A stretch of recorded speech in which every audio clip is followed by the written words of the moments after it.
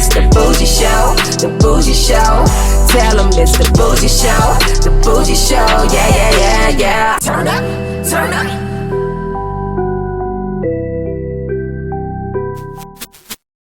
We're going live in 5, 4, 3, 2, 1. Welcome to the Bougie Show. We are live out here in NoHo. That's North Hollywood, California. My guest in front of me is a mother of four with a master's degree. She's an author, entrepreneur, a bona fide hustler residing out of Arizona. Ladies and gentlemen, the former Brazzers contract star is in the building. The one and only Miss Madison Scott is in the building, y'all. You approve? Thank you. Thank you so much for having me here. I really appreciate it. That was a great intro, Thank you. I appreciate it. I'm glad you enjoyed it because, you know, when Brian sent the name, and I was like, I know that name. Then I looked it up, and I was like, wow, she had a hell of a run. My first question to you is, why are we here? Why did you decide to come back to the adult film industry? Yeah, so I'm applying to PhD programs in the cinematic arts, like media arts and practice. And ethnographic research is embedding yourself back into the community. So for PhD research, I'm actually doing films, so starring, producing, directing in films for actual doctoral dissertation research. So you're going to get back in front of the camera also? Yes. Okay, and be behind the scenes? Correct. Okay, are you going to be shooting for companies, or is it just going to be all yours? Both. So I am going to shoot for companies. I have talked to Brazzers. Okay. I'm getting new boobs in 9 days. So after the healing process of that, I'm going to kind of look at all the different options in terms of contracts and like the best opportunity for me moving forward. I did start an OnlyFans a few weeks ago. It went like top 4% in like 3 weeks, less than 3 weeks, which was crazy. I had no idea it was gonna just blow up that fast. How did you? I have so many questions for you. I don't want to lose my thought because we want to take this nice and slow.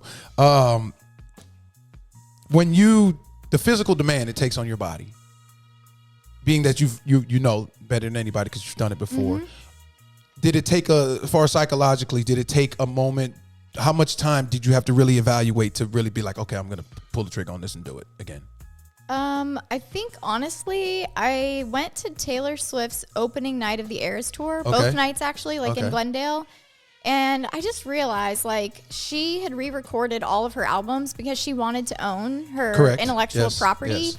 And back then, like I started in the adult industry, I was 18. I didn't own my intellectual property. And times have changed, right? And so I was like, I want to take that playbook and utilize that for my life and really turn that around and be able to own my own IP. Because I've made, the top adult companies in the world hundreds of millions of dollars, but I got paid pennies on the dollar. It felt like, thousands. I was paid very well in comparison to many other adult film stars. And I'm very grateful for the life that I've had. I will never, ever, Gotcha. I'm very appreciative. And being a contract star for Brazzers, the second ever female, was a huge opportunity for me, and I don't take that for granted either. But coming back into it, I really want to focus on reinventing myself and giving because I'm a method actress. Like I started TV film acting classes in college at 16. Like this is it's not just about the sex for me. It's very much about the craft and the art the project. When I was 18, it was very much just I had an agent and I got work and I went and did it. But in my mid-20s, I really started to find myself and really started to direct and produce my own content and do trade content and really care about what makeup artist I was using, what stylist I was using, what music I was doing, whether I was using a script, like who I was shooting with. I really cared about the chemistry of who I was working with. And that was something that I grew into over time and that you can only kind of get from experience in the industry. So coming back into it, now I'm even more methodical about it, right? Like every scene that I shoot, I want it to be with someone that I have chemistry with, that we can shoot a really great scene, that there either is a really cool, fun plot, or I get to do cool stunts. So if I shot for Brazzers, I would want it to be like a really fun scene where I actually got to do some really cool shit that I want to do, not just like what they want me to do. So I'm taking a lot more control over being in front of the camera. And then behind the camera, I've always had a really good eye for photography. And being a model, lighting and angles and like all the things. So I'm really excited to see how I can blend kind of mainstream and adult moving forward. Madison Scott joining us on the Bougie Show. Wow, that was very informative. And you touched on how the game has changed. Like when you were doing it, there was no OnlyFans prior to. Right. When did you get out? Yeah, I got out time? Before OnlyFans blew up, before there was really even a chance Content creating and all that, to do it. Yeah, it was just like companies and being a contract star, like that was a huge deal. Like making it as a contract star back then was like you hit a peak. There was nowhere to go from there, right? Like, so I had been in the industry from 18 until my mid 20s and that's like a long time for people to be in the industry. Like most people get out very quickly, like they're in and out of the business. So for me, it was there was some longevity there and there was a big loyal fan base. And I would go to a conference and see 120-foot posters of me hanging down from the ceiling and just be like, how is this my life? Like, this is crazy that this is real. And, going to AVN with all my favorite stars, like the late, great Jessica James, love her. I have so many scenes with her that haven't even been released that I'll never release because she passed. And I don't think it's right to. Even if she could monetize, even if you put it out and gave the monetization to her family, that wouldn't work for you? Her family would have to okay it. Yeah. I mean, you would get their blessings first. If I got blessings, then I guess it would be different. But she was a real friend to me beyond just like shooting together. Like I really genuinely was friends with her. When I got diagnosed with breast cancer, she came to my house and like cried with me on the couch and hung out with my kids. And I got a very different side of her than everyone else in the industry got. So I feel like I've had a lot of those, like a lot of the girls in the industry that like party with everyone else. They actually like hang out and have like intellectual conversations with me. And I feel really special for that. So you, first we want to applaud you for dropping your daughter off to college recently. I thought that was pretty dope. Thanks. And so you one who graduated with a master's degree from Arizona State University. Talk to me about your recent biography, Not My Parents' Daughter. Yeah. So why that title? Because I'm not. My mom, crystal meth head, lives in a trailer park in Kingman. Haven't really had a relationship with her my whole life. My dad is just emotionally unavailable and had gotten remarried when I was in middle school, and I had gotten kicked out and lived in a group home, and I'm really just not my parents' daughter. Like I legitimately am. I didn't come from that big, beautiful, came from a broken home. Yeah, I came from a broken home and I wanted to make something of myself, and I make sure you gave your kids a better upbringing. I was a teen mom, and I did kind of repeat some of those patterns from my parents in the beginning, and I wanted to learn how to break them. And a lot of people will say the industry is probably not the healthiest way to do that. But for me, it actually did allow me the financial freedom to spend a lot of time with my kids when they were little and do really amazing things with them. And I'll never knock the industry for anything because it gave me so many opportunities, so many fans. It gave me a platform, and it allowed me like true time to spend with my kids that most parents that are working corporate 9-to-5 jobs, when they have to go back to work when their kid is like 6 weeks old, I didn't have that. I actually got to take my kids to the Science Center and Disneyland every weekend. And with Brazzers, I only had to shoot 2 days a month, and I made 5 figures a year, and I got to enjoy my life. So I made deliberate choices, and I take responsibility for all those. And some days in the industry were really great and some weren't. But the book itself really talks about my childhood all the way through where I'm at now. Like, you touched on the industry also? I touched on the industry, the ups and the downs, the good and the bad. Like any job, there's good days, there's bad days.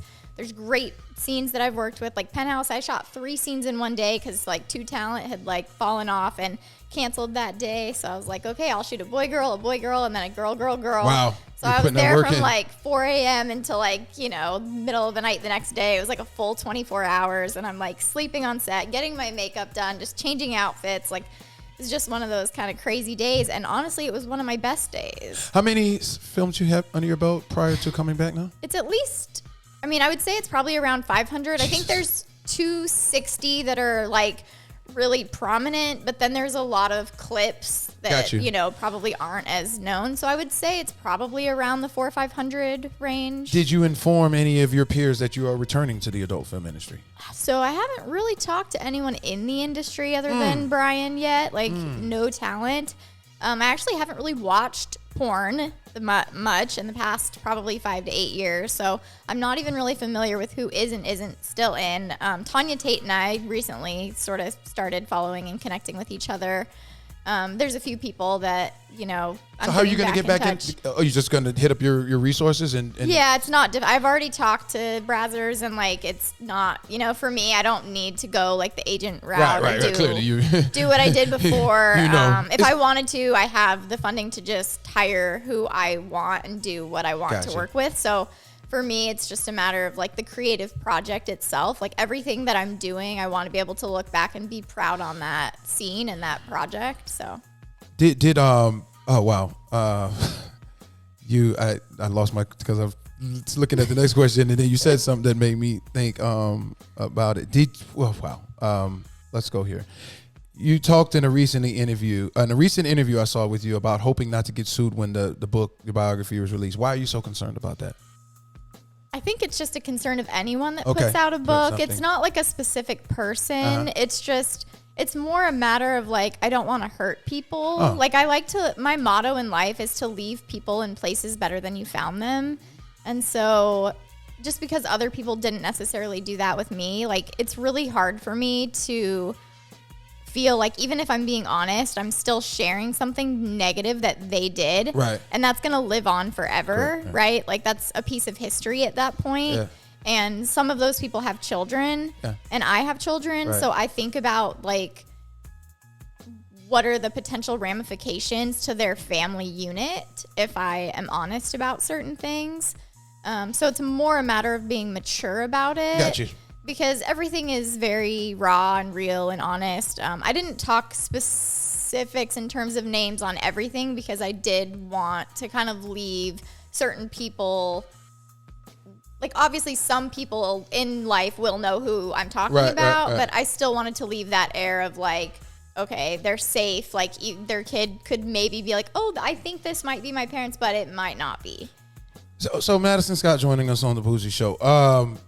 When you haven't created an Instagram yet. You just created I a did. Twitter. Oh, you did? Okay. Yeah. Right. So all of my handles on social media are --the Madison Scott, except Twitter X, which is XO Madison Scott, because Madison Scott was taken. So I came back after 8 years, and I didn't think I was ever going to come back because I did kind of get out and have a 6-figure corporate job and thought, oh, this is going to be it for me. But then I really did decide I wanted to do doctoral research in this area, in sex and in feminism and in visibility within media and in this topic, and talk about the difference between sex, love, and porn in a very academic, scholarly way. And the only way to really do that research and the ethnographic part of that research is to embed yourself in the community that you're doing research in. So it just made sense for me on all levels, from a financial standpoint, owning my IP, and then from a scholarly point of view, I do want to be a tenured professor at a university and actually teach sexuality and studies. So it just makes sense all around. The game has changed so much since you were last in here. Was Twitter even around at that time? It was, and I had quite a huge following back then. But I had my own I had all my handles MadisonScott.com, all my social media handles at Madison Scott, and I just got rid of them because I really did kind of throw done. That identity you were away. Done with the game, right? Yeah, I was done. I had made my money. I bought a house. Yeah. I love my home. It's definitely going to be difficult to rent it out and move back here, but you go through a journey. It's a journey in life, and so I bought new, domain. I picked up new handles, and I decided, you know what, this is a massive opportunity for me to reconnect with my old fans, reconnect with new fans, and then also really shed a light on some of the issues that are going on and how we can start dialogue on certain things. So, yeah, I'm excited.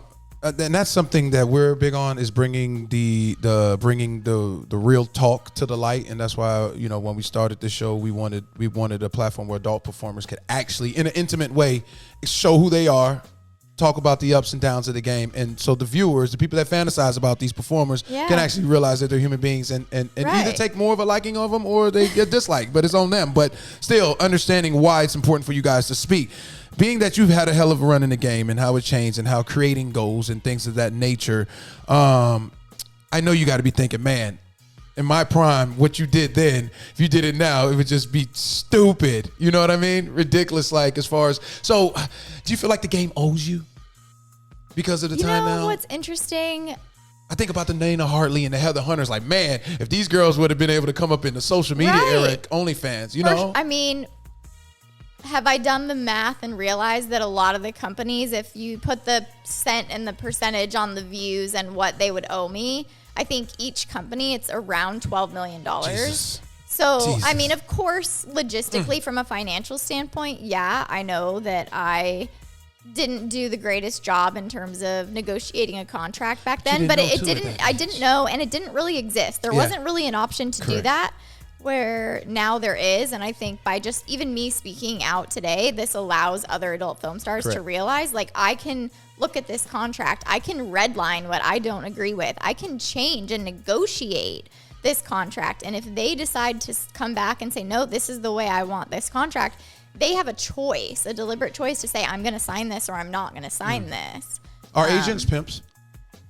Some, I would say some are and some aren't. I think it's just everyone is different. There's good and bad in every industry. It doesn't matter what it is, any job. Like, there's just good and bad people in the world. And there's people that are very selfish, and there's people that genuinely want to watch other people succeed and, like, climb a ladder with you. And you've got to find those people that genuinely want to help lift you higher and that you can provide value for.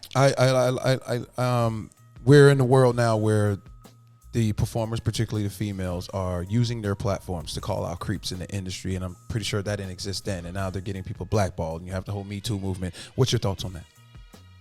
I think canceling people, I think we should definitely trust women when they talk about an experience. I think it's pretty obvious when they're telling the truth and when they're over-exaggerating something. I mean, I think we're in a day and age where that it has become, we're all doing a very good job of being able to tell when someone is genuine and authentic about what they're saying and talking about and how passionate they are. I don't think that everyone deserves to be canceled. I do believe that there is an opportunity for change and evolution. Sometimes people truly are ignorant and they need a wake-up call, and they actually do the work and change. I know that people are capable of that, but I also know that there are people that are very dark in a hole and that are selfish and that do hurt other people and that do deserve to be canceled. So it really is a matter of looking at, you know, what have they done? Is this something that they're willing to work on? Are they admitting their faults? Are they working on their faults? And what steps are they taking to show the world that they deserve another chance? Some of them don't deserve another chance when I hear some of the things that they do. I agree. It really just depends on what they've done. I think some people definitely, they push it too far and they don't deserve another chance. A big thing that I've been asking a lot of performers, because I'm very adamant about it and I'm an advocate for it, and that's raising it to 21 years of age to join the adult film industry. I completely agree with that. Your prefrontal cortex is not even fully formed until your early to mid 20s. So I completely agree. I was too young at 18. I am not happy with the content that I shot from 18 to 20. You start looking at the content from 21 to 25. I see the difference. It's much better. It's just in every way. I felt more proud of it. I was much more in control. But then I also think, would I have been that wise if I didn't have those few years of the industry? You know, like, would I have just started at 21 the same way that I started at 18 with no experience? I mean, I've really looked at it from every which way, but I do still think, like, we're not even letting people drink until they're 21. We shouldn't be letting them shoot porn until they're 21. And I have an 18-year-old daughter, and mine's turning 18 in 2 months. So I can only imagine her walking. Sorry, I just bought this new shirt and I forgot to take the sticker off. Photographer this up. I can imagine. I could not imagine Right. her walking in a room with a 35-year-old man, and with all these men. Why you crazy? That's a little girl. You know what I mean? I know. She's my child. Yeah, She's no, 17. she's She's, not a virgin. mentally- She's yes, never exactly. drank. She's Yes. a really good girl. She's got a Yes. full scholarship. She's Yeah. just moved into her dorm a few weeks ago. I cannot even fathom Right. Her being in the industry. And it's crazy looking back and thinking I already had That her you- at her age, and I was already Baby having a getting baby. Yeah, and you're getting already- into the industry. Like, she's like, I don't want kids. I want to work. I want to sing. I want to, play piano and guitar and write songs and be in college and have a life. And I didn't get that experience because I was already a teen mom. So I didn't get that dorm traditional college experience that she's getting. And I'm really, really proud of what she's doing. Do you you're in the game. You're coming back in the game. You're going to pick who you work with. You're not just working for a production company. I don't and they need put to. people in front of you. Yeah. Got you. I own a $500,000 home in Arizona. I've got real estate. I've got a 401k. I just quit a 6-figure corporate job as a senior UX researcher, the top UX researcher at a large life insurance company. For me, this is a deliberate decision to kind of pull a Taylor and be the Taylor of this industry and really take the reins and shoot content and kind of change the game and give other women a hand up and an opportunity to learn financial literacy and give them an opportunity to shoot what they want to shoot versus what other people want them to shoot. And when I do shoot for other studios, it's to lead those fans back to my content, but also to show those fans of that studio that I'm not just still as good as I used to be, but even better. You're so small. How small are you? 5'1", about 92 pounds. Wow. And wow. All right. Can we talk some adult talk now? Yeah, okay. Totally. Let's do it. Because, I didn't watch her films, but I had to understand who you were. Yeah. You know what I mean? And do these young girls know who you are? I don't know. I actually have no idea if they do or don't. I wonder if they look up to me the way that I had looked up to like the Nina Hartleys of then. And Nina and I had talked, I've had really amazing conversations like with Holly Randall's mom, Sue's. Like I've been very grateful in this industry to have a lot of time with the veterans and the people that, even some have passed on. And I do wonder what the current stars, like who they look to and if I'm someone that they look to. I'm really proud of the content that I put out towards the end of my career. And I hope that they can see that evolution from 18 to my mid-20s and take that as an example. And, me doing these interviews, I hope that it sheds a light on the opportunity that they have. It's important to have a lawyer. It's important to have an accountant. It's important to get your domain name. It's important to have your social handles. It's important to make sure you protect yourself and that when you want to say no to something, that you say no to something so you don't go back and regret on that later. So you, every time I have a question, then you say something else that makes me, that's good. Yeah, it is. The game is the game. And when you think about do you have a set of people that you're eyeing that you want to perform with? Yeah, I think I do. Male or female? Both. Okay. Both. I think personally, in my personal life, I am much more female driven. And as Madison Scott, I'm very bisexual, so it really just plays on the energy on both sides. I'm a sapiosexual and a demisexual. Okay. Like I really do. Pansexual? Yeah. Okay. I mean, I just want to work with very creative, intelligent, passionate individuals that, there are some people in the industry that are very kind of out there, cracked out, not really professional. And I really do only want to work with very safe, healthy, professional, mature people. I have 4 kids. Yeah. I'm going towards a doctorate. I really care about my safety, my health, teaching the next generation the difference between sex, love, and porn, right? Like you can have sex without love. You can have love without sex. And porn is entertainment. There's a fantasy aspect to it. And many children and young adults are getting their sexual education from pornography. And pornography is strictly fun. It's entertainment. And we need to teach the difference between that. I remember now. When's the last time how long has it been since you've performed in front of a camera? 8 years. Wow. And the first scene you plan on shooting is what? So I'm talking with the studios because I know that you only get one shot at that first comeback scene. And I'm a businesswoman first and foremost. So will it be for Brazzers? I mean, I ended as a Brazzers contract star. Would it be obvious to come back as a Brazzers contract star? Maybe. I've considered it as an option, but with my OnlyFans, with so many other third-party sites, and also the fact that I know how to build my own type of OnlyFans because I learned how to code. I got a master's in UX. Like, there's so many unlimited opportunities for me out there. So right now, I've really just been in talks and negotiations and really trying to figure out what is the best way forward and what does that first scene back look like for me and who is it going to be with.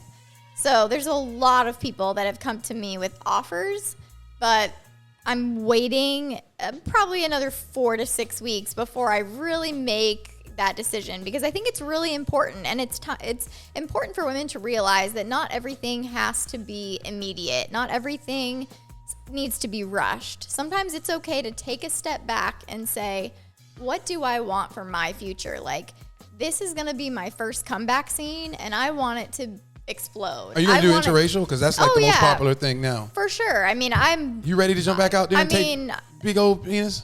Everyone keeps saying you got to work with Dread. You got to work with Dread. Like, I get it all the time. Hold on. That's a big. We've had him sitting in this chair. That's a big man. I'm talking about just his size of him, not the size of his. I get it, but like stuff. I did Monster Cock, I did You Ramon. did? Like, Okay. I can take it. It's like the size. Who was the legendary size guy that you were with back in your run? Who was the guy?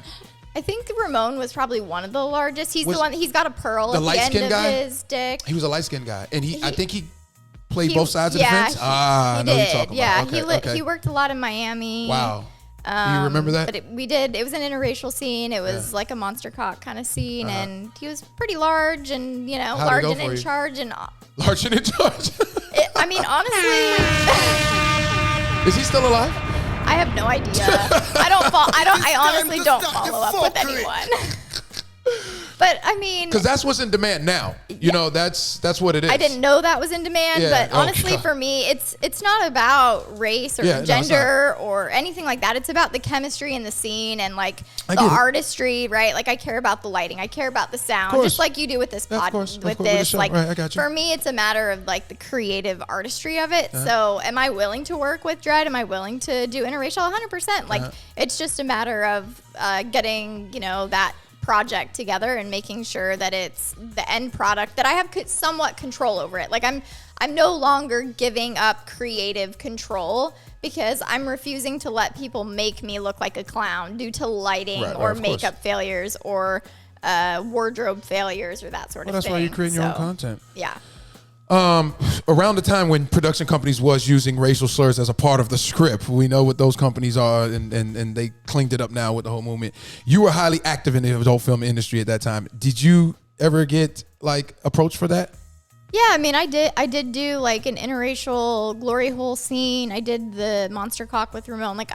No, did you have to do participate in the racial slurs? Where you had to call them the N word they were doing? Okay, you didn't do that. I never would have done that. Okay. I was never down for that. I've always been very intelligent and mature. I was a sponge when I was on set, even from 18. Like, I was like, what soft boxes are they using? What Canon Mark 3 back then? Like, what f-stop are they dropping down to? Like, I was so in my head about the logistics of what was going on and like my angles and the lighting and like the professionalism of what I was shooting. But then there were those moments where you just get lost in the sex and the scene, and sometimes you really do have that immense chemistry with a partner on set as an actress, and that is a beautiful moment. And I tried to just live in the present moment. Who was your favorite person to perform with back in your run? I had a lot of fun with Johnny Sins. Johnny Sins, okay. He's going to kill me for this one. He blew one of our scenes. I think he was just having a bad off day for Brazzers, but meaning he couldn't keep an erection? We had to call it, yeah. Oh, okay. Like, not even so much that, but I think he was just having like a personal off day, and I got paid. We just had to call the scene. But we've had so many other scenes together that have been just like rock solid, and I just think he's just a badass guy. Like, he's so professional. And still going strong. He really cares about his work, the people that he works with. like Kieran Lee with Brazzers, Yep. him and Kirsten are amazing. We all have kids, like we're all professional. We're all here to do a job.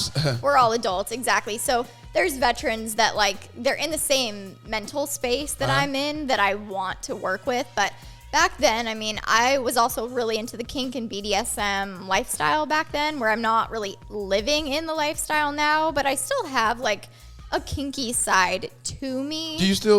Are you still having sex? So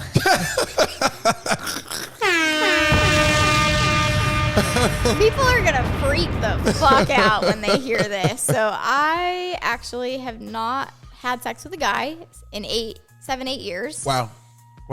So my first scene back with a guy is literally going to be the first time. So it's gonna in a long time. So that's gonna be a lucky person. So it's gonna be real. That's why I'm saying I'm waiting and I'm taking my time. Are you gonna announce that too? Like, hey, this is your first time. It's gonna be special. Like I've even considered like how I want to do this, who I want to do it with. Do I want to do it for myself? Do I want to do it for a studio? Like I'm just mentally going through those motions, and I haven't made a decision. So until I make a decision, I'm just taking the time to do the research and also really search my soul and within myself as like, who do I want that person to be? I think you and Johnny do that on with OnlyFans. Women. I do sleep with them in my personal life, but the past 5 years, I was married to a woman. Yeah. And so you're a full blown. Are you? But you're bisexual. You consider yourself to be? I mean, I slept with both my whole life. Right, it's just a matter of. I was married to a woman the past 5 years, but we really didn't have a sexual chemistry or relationship. Interesting. So we built this beautiful castle. We had amazing kids. We, laddered each other up. It was great. But in terms of sex, it really wasn't like a match. It wasn't even a matter of teaching. It was just the chemistry just wasn't naturally there. But we really loved each other as people. But you weren't intimate prior to getting married? Not much. We pretty much we had sex, but we got married right away. Like strap-on sex, or just it was one of those oral? U-Haul situations. You got to elaborate. So what do you mean, U-Haul? Lesbians U-Haul, they just kind of meet, have sex, and kind of move in together. Okay. And we just did that, and then I had breast cancer surgery, and we just kind of just kept on that track of just being together. And I was going to school, and I was working, and I had so much going on, and we were, so focused on the kids that the sex life kind of took a back seat. And I think people are going to relate to that, because a lot of married people, they're in these relationships and they're married, but they're not having amazing sex. This is a common thing in America that's not talked about. You're still young, you're not, you know what I mean? You're not 70 or right. You're not I have the opportunity now to say okay, I'm claiming and taking that part of my life back. So part of me coming back is not just reinventing myself, but also really figuring out who do I have chemistry with? What do I enjoy now? What I enjoyed back then, it, may not be what I enjoy now. I was very much into kink and BDSM as a lifestyle back then, but right now, is that who I am? I don't know. I might just want to have sex just for stress relief and to get pounded just for stress relief. Now, when I ask you the stimulation, what do you use, a Hitachi? Yes. Okay, I'm so that's your very big friend. on the magic wand. I definitely have a relationship with the magic wand. I mean, but you don't, the actual penetration, there's no urge for it. It really hasn't, it's not that there's not an urge for it. There's definitely been an urge, which I think is part of this resurgence. Right. But it just hasn't happened. And because I really need that mental, intellectual stimulation of somebody on my level personally, it's been very difficult to find, because I do own a home in a very small town in Arizona, and there's just no one there that's caught my eye that I'm this is someone I would want to. When's the last time you've been on a date? 6, 7 years. Shit. Yeah. Are you even attracted to men anymore? Yeah, Madison, I would say, is completely bisexual. And this is a really interesting story, but I have a 1.5-year-old little boy from an anonymous sperm donor, but because I'm an engineer, I reverse engineered his face and figured out who he was.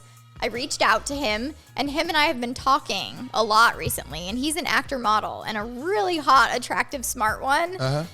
And so, we were talking just literally right before this, and before coming here? Yeah, and our son is actually a lot like him, looks a lot like him, acts a lot like him, and he's someone I could actually see myself attracted to personally. which hasn't happened in a really long time. So it's really fast. It's a really fascinating story. What does Madison Scott say to the 19 or 20-year-old girl that is contemplating on joining the adult film industry this day and time? I mean, I know you touched on things, but just to nip it in the bud real quick. I think, you're so young and you have a prefrontal cortex that truly is not mature yet. You really need to look at what you want your future to be and not look at the present tense and just make a rash decision, because the money's easy to fall into that trap of, okay, I can make a lot of money really quick, but it's not sustainable unless you learn how to invest that money. So unless you have a really good financial advisor, unless you have a really good head on your shoulders, unless you've got a great agent, or you're willing to book yourself, or you've got a really good PR person, it's probably not the smartest move. You should do your research. You should talk to other, reach out and talk to other girls in the industry and ask them about their experiences, the good, the bad, the ugly, the fun, all of it, and decide for yourself, is this something that I can be okay with for the rest of my life? Because it's not something that you can ever take back. My kids will forever have a mom that is an adult film star. That's, that is just a truth. And that's why it's so important for me to, explain the difference between sex, love, and porn, because entertainment and porn is a valid, legal, honest, career, but there are people in this industry that are not in it for the right reasons. Correct. And so it's a matter of doing it professionally in the right way. And when you can do that and find the right people, I say go for it. But if you're just doing it because you need a quick buck, there really are resources out there for you. There's government resources for those specific women that need help, that are like, oh shit, I gotta shoot a scene for money. There are people, there are resources, there are opportunities out there beyond shooting sex or doing something that you don't want to be doing that will give you an opportunity and a hand up in life. So can this industry provide wonderful things for you? Yes, 100%. But you have to be willing to take the risk and understand that there are rewards and consequences to that. Appreciate it. Really quick, can you let him know what your Instagram is so you can tag her, so as we let her know that their interview's coming? It's Instagram. It's the Madison Scott. Madison Scott. I haven't really started the TikTok. I'm learning. My kids, my daughter is teaching me how to do the cap cut and the edits and all that. I'm still learning, so I haven't really posted, but everything is the Madison Scott except Twitter X, which is XO Madison Scott. Okay. Yeah, so even OnlyFans is the Madison Scott. So. As he's behind this, as he recorded behind the scenes. You clearly don't have a problem talking about your past and the things you've experienced and where you're going to the future and your overall intentions on why you're coming back to the adult film industry. You're somebody that has overcome suicidal thoughts and attempts. I would love to know your opinion on August Ames standing on not performing with bisexual men because of the high risk of being infected with a deadly STD, then eventually committing suicide, and because of the backlash she got on social media. If she had the opportunity to speak with you prior to taking her life, what would you have told her? So back in the day, I was actually one of the only performers that I required a 10 to 14 day test where when it was 30 days. Because I knew that people were sleeping with other people and escorting and doing things, and 30 days is a very long time to catch something. And it is more prominent within the gay community, right? So I probably would have had that talk with her. I required a recent test. You had to go get tested to then shoot with me. It's every 13 days now. Now it's 2 weeks. But I feel like I was a huge part of that even within the pandemic.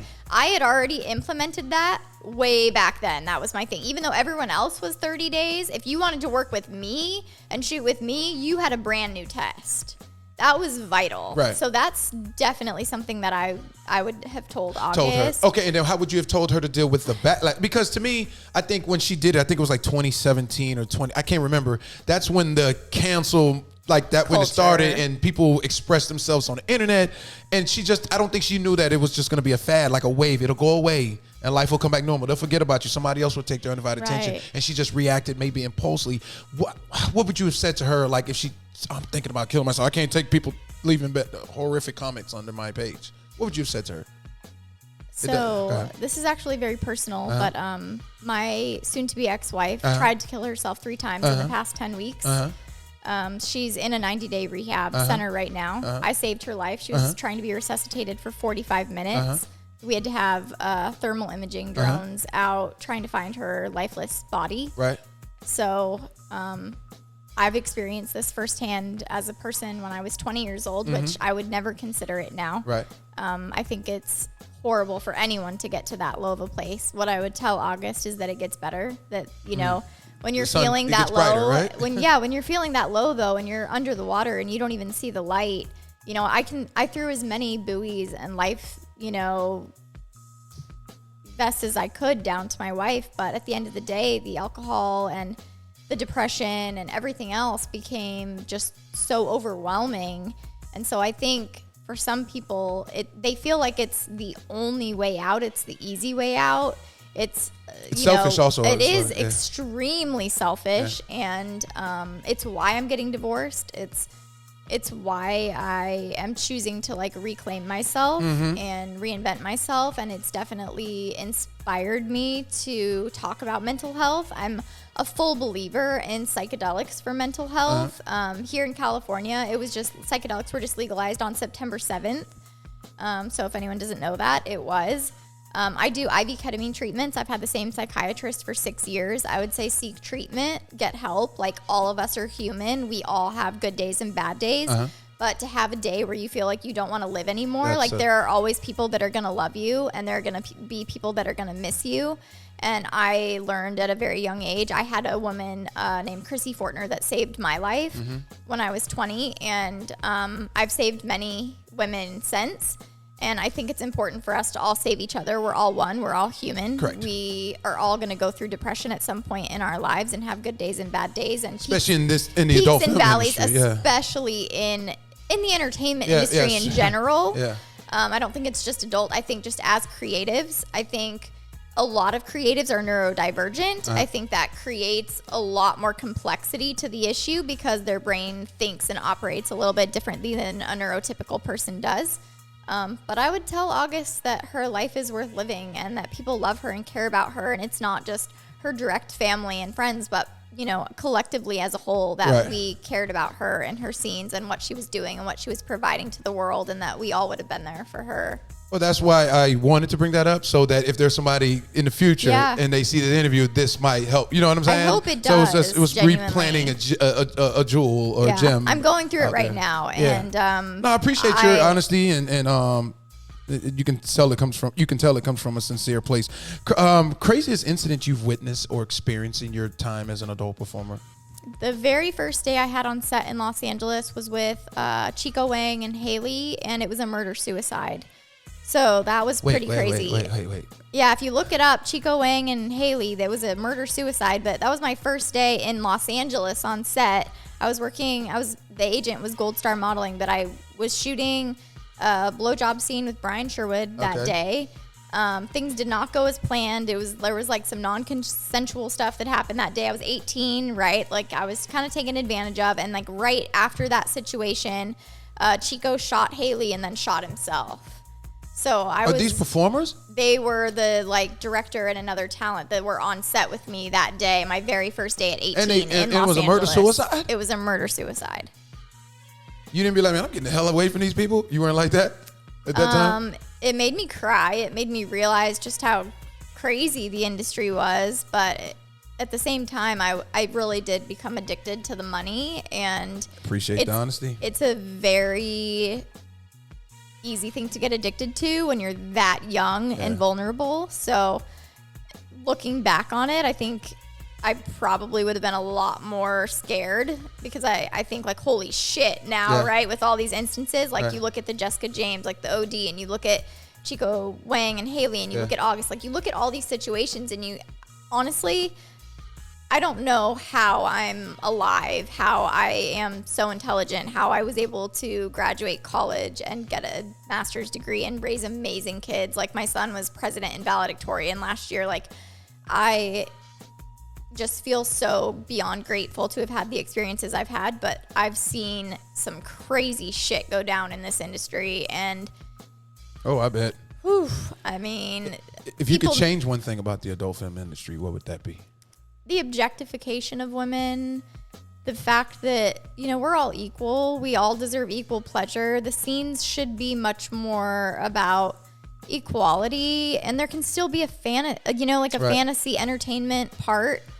But I think the scripting, and there's even the women in the industry have like fallen kind of captive to this dogma of being objectified and like just letting people do what they want to them.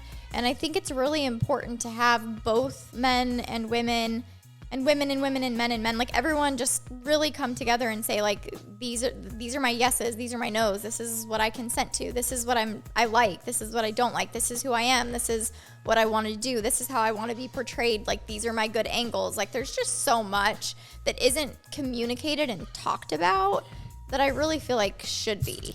If Madison Scott could take back one thing from her adult film career, what would that be? Nothing, because it led me here. Okay. What was let's go to a lighter note. Where is a place that you, in your heyday when you were wild and free, where is a place that you had been intimate that you never expected? A location, I mean. In a highway, on a bridge, on a stairway. An elementary school pavement. What were you, getting down with a teacher, picking up one of your kids? It was just sex at an elementary school. It was dark. It was middle of the night. It was like a midnight kind of situation. There was no one around. It's probably the craziest. You were an adult? Yeah. But what were you doing at elementary school? You were just finding somewhere to get your rocks off? Yeah. Okay. Pretty much. And that's something you'll never forget, I'm sure. I will never forget it. Yeah. I mean, we've all done crazy shit. It's just, that was definitely one I won't Well, I had forget. one girl say she had sex in a cemetery I was like, okay, you're fried. There's no coming back from that. I would have been thinking about the spirits and all. You crazy? Yo, people are crazy. Ooh, karma's real. I believe in karma 100%. Yes. So. Vagina maintenance, being that you've had to do that before, are you going to approach how you take care of the kitty cat now opposed to definitely then? Different. Back then I douched and I was like really I took preventative measures and was really strict about testing back then, which they're getting better about that now, so that's awesome to see. I know California had passed the condom law, so shooting here is obviously very different than shooting in Nevada for a company. When you say passing the condom law, you're required to wear the condom now in California? Yeah. That's why a lot of companies and studios are moving to Vegas, yeah. Wow. I didn't know that. So, I mean, in general, I've talked to my OBGYN, and douching is actually with the specific douche that that I used to use was not actually the best, thing for my pH balance. You didn't use Epsom salt then. So now, okay. I'm a lot. Not Epsom. Is it Epsom? A lot more. What do you call it? Epsom salt. But I'm a lot more natural with what I use now versus before. I've just grown up, and so I know how to take care of my body better. Yeah. But yeah, back then it was just you douche and you take an enema and you just move on with your life. But I'm very methodical and very thoughtful, and I drink a lot of water and pineapple juice and eat clean and work out and take care of my body and my mind, because it's not just your. I did my first anal scene for Brazzers, so. Oh.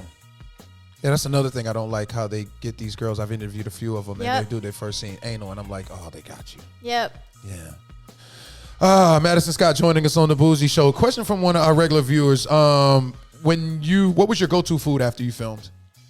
Chocolate, mint chocolate chip ice cream. You had to have that after a shoot? Most of the time. Okay. I mean, it depended. I mean, I do love sweets. I am a sweets person, but I do eat clean too. So it's interesting because I have this dichotomy of I'll eat really, really, really clean, but then I'll totally go for a really good dark chocolate or a Baskin Robbins mint chocolate chip ice cream or something like that. But I also really enjoyed, after a shoot, I love teppanyaki, going to a Benihana or something like that, and getting a nice cocktail and having a nice meal and just kind of relaxing and decompressing and mentally, going over the thought process of that scene. And I'm definitely one of those critical overanalyzers where I'll be I should have done this or I should have done that better. it's not productive, I don't think, to do that, but I did used to do that. Did you inform your oldest child and your peers that well, not peers, but your friends and family that you're returning? Yeah, so all of my kids that are, they're 1, 10, and 11, 1, 10, 11, and 17, almost 18, and they all know. They understand at an age-appropriate level what it means. They're all okay with it. They've consented to be on social media, the 10, 11, and 17-year-old, on my own social media. I have taken a different approach where most adult film stars don't show, if they do have kids, they don't show their kids on their, socials. I have chosen to kind of take the Kim Kardashian, Paris Hilton approach and just be like, they have sex tapes, I have sex tapes.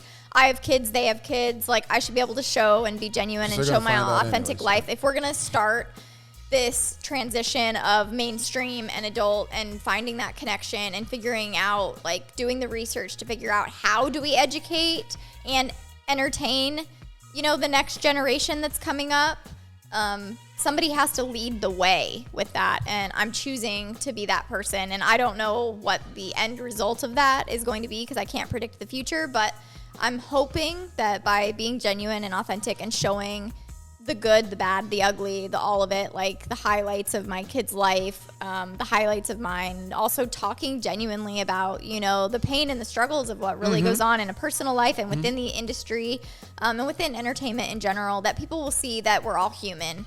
Because there's such a divide in the United States right now and in the world, right? Everything is so black and white. I'm a Republican, I'm a Democrat, I'm a this, I believe this, I believe that. There's so much gray area in between. There's so many spaces where we can come together and agree on something, and so many people choose not to do that. And I think it's really important that we start to find where we can connect and where we can love each other versus why we're so divided. What was a no-no back in your heyday as a performer? Shooting with people that I knew were not professional, not safe, doing stuff behind the scenes that could have potentially given me something that I wouldn't have been okay with. I was a mom even back then when I was shooting. Like, I was a mom of 3 even when I was a Brazzers contract star. So safety and health was always a top priority for me, and that's just always going to be the case. Those were people found their way on your no checklist. Yeah. And any kind of performances you wouldn't have done back then? That was on your no checklist? I did a lot that would be on my no list now that I did back then. Like, I let people really push my limits back then for the money because I needed it. And now I don't. So it does make a difference. What was your favorite thing to perform? My favorite thing to perform. Or type of scene? Yeah, my favorite, there's many. I really enjoy rope. Like, I'm kind of a rope slut. Okay. So I really enjoy hogtied. You like dom. You like to be dominated. So I do really enjoy top dom energy. Like the past 5 years, I've kind of been like the dom top energy in the relationship, and I'm not accustomed to that. So I'm looking forward to kind of having that. You had lesbian scenes also? I did, yeah. I had both. Did that lead you to liking women, or it did? Oh, okay. Yeah. I mean, I think I kind of knew from a young age that I liked both and could go either way. Like, it wasn't really about the gender of a person. Right. It was about, like, the chemistry between the intellectual conversation and the stimulation and just, like, that natural chemistry that you either feel with someone or you don't. Right.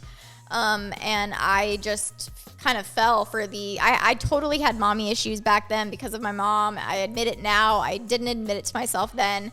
But I fell for a lot of older women that were very aggressive and dominant and kind of top aggressive, and used that to kind of fill a void within myself. And then I ended up becoming that mommy. You had kids for a man, though, right? I did. Oh, yeah, okay. I'm just making sure. The first 3 were with my ex-husband. Gotcha. They were all with a man, yeah. And then the 4th was with my wife through IVF. That I caught, yes. Yeah. If you could spend a day, if Madison Scott can spend a day as another human being, who would that be and why? Ooh, that's a really good question. I think I would still be myself because I genuinely enjoy the ride and the journey, and that's what it's all about. But I think I would probably put myself in a position to be like a J.J. Abrams, or at least be able to talk to someone like a J.J. Abrams. I really love his work. I I think he's an amazing producer director, and there's a lot of mainstream director producers that I think haven't given someone like me an opportunity to really be the method actress that they deserve to be. I think they give porn stars kind of like these roles that are very like slut, whore, you're the bimbo, you're the this. They stereotype them. And I'm actually doing a Lee Strasberg intensive method acting course at the end of this year. And I'm really hoping that I can kind of really create this crossover of mainstream and adult. So I met somebody in everyday life, not in the adult film industry. Do you have somebody? Yeah. Okay. So I'd probably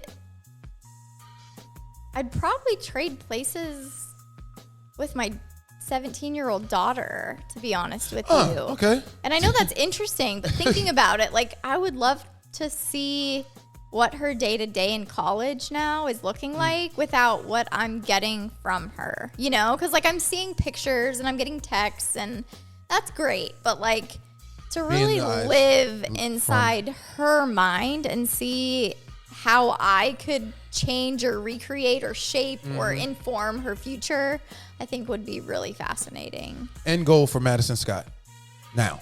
Yeah, my end goal is to leave a legacy of positivity, to get into a PhD program that values and sees me for who I am so I can do the research that I want to do on this topic, to advance the difference between sex, love, and porn for the next generation, to be a feminist, to really focus on equality, to teach the next generation of adult film stars that they're capable of more than just adult film, that we can cross over into mainstream, that mainstream can cross over into us, that, you know, it can be about the plot and the script, and sex can be a bonus to what we're doing. So, and then as a parent, like, obviously my greatest achievement in life is my kids. I don't think it's what I've achieved. I think it's who I've raised. So I think continuing to raise them up to be really good people and to see what they provide and offer the world is going to be far greater of an achievement than what I can even accomplish on my own. Before we start name drop, I just have to ask you, as far as male performers, because I know you've performed with a lot of males, you ever had any of them use their penis as a weapon? Because I have a lot of women these days say, hey, when I check out a man's work, I'm checking out how they use their penis. If they're using it as a weapon, are they truly performing? Their angles, are they mindful of the camera? Are they moving? Or are they just ramming? Have you had? I'm sure you have. I mean, yeah, back then, yeah, I think a lot of the guys, it was really, that's all they did was ram. I mean, it was just a different girl every day for them. So in the beginning of my career, from like that 18 to 21 age, I think a lot of them were just like that, but I don't think it was like them intentionally trying to be like that. It just was that way. Like, that was the social norm of it. And I think now we're so much more cognizant of it, and we're willing to talk about it and open the communication of like how you use it, and our pleasure also matters. Like, it's not just about you getting off and your cum shot. Like, it's also about us. Like, we are also a part of this scene, and our pleasure matters, and our chemistry matters, and how you treat us in this scene, and when the lights and cameras turn off, it matters. Like, the kind of person that you are makes a difference. And so, you know, if guys want to be on a girl's yes list, they're going to show up, and they're going to be professional, and they're going to use their penis in the right way, and treat women with respect, and show them the pleasure and the time, you know, and professionalism that they deserve. We're going to do name drop. That's when I state names. I'll state two from the adult film industry, well-known names. And then I'll state one well-known figure in mainstream society. Okay. And you give me your first thought when I say their name. Nikki Benz. Sexy. Okay. Lee Stone. Longevity. A lot of performers don't. I'm glad you know. And I figured you would know who Lee Stone was, because a lot of people don't know who Lee Stone is. Longevity. Did you work with him? I believe I did. Because I did a lot of the parodies back then, and I think I actually did like a pizza, one of those dumb pizza parodies. You know what I mean? Yeah. Or you he was delivering the pizza? Yeah. Adult films, if you look at it, was a lot more softer back then, and it's just hard now. Why did they take the intimate, the the love out of it almost, like where it's not so harsh. I don't know. I mean, I think because we're in this time of instant gratification where you literally have like 10, 15 seconds to make to capture somebody's attention before they scroll away. Right. Like That's it's true. like TikTok. So they got to give you the. So it's just all about that That's a valid hardcore point. action to get, you know what I mean, to really gain that. But I think there are still humans and couples and people that do crave more intelligent, longer content with storylines and plot that matter. So hopefully going forward, we can have I think it all matters, right? Some gonzo content matters, feature content matters, series content matters, like all content matters, and all content is worth researching and reviewing and figuring out like what is working, what's not, and how can we make this industry better. Okay, last one. Rosario Dawson. Why do you like her so much? Whew, she's hot, but she's a very talented actress. I mean, I would say talent. That's what I think of talent when I think of Rosario Dawson is just talent. All right, we're running out of time. Let's do moment of truth. Moment of truth is when I state things. If what I state is true, you say true. If it's false, you can say false and then elaborate on why it's false. If it's something you choose not to answer, you can say pass. Okay. The black couch is infamous for a reason in the adult film world. True. Why? Because they typically tend to do the whole teen couch casting, and it is kind of like what consumers expect. And within user experience, people like to know what to expect, and that has become a staple. You've had a talent ignore your double tap. Yes. And did you let them know about it after the shoot? Yes. And what was their response? Because I heard some get offended, some people pay no mind, some people apologize. What was? Most of them just don't give a shit, have not given a shit. And there's actually one that I'm still waiting for an apology from. You want to say what that scene was? Because they're going to leave the comments. What scene was it? I want to see. It was a BDSM scene. It's out there. It was with a female, actually. Wow. Female dom. So, yeah, we'll see what happens. Wow.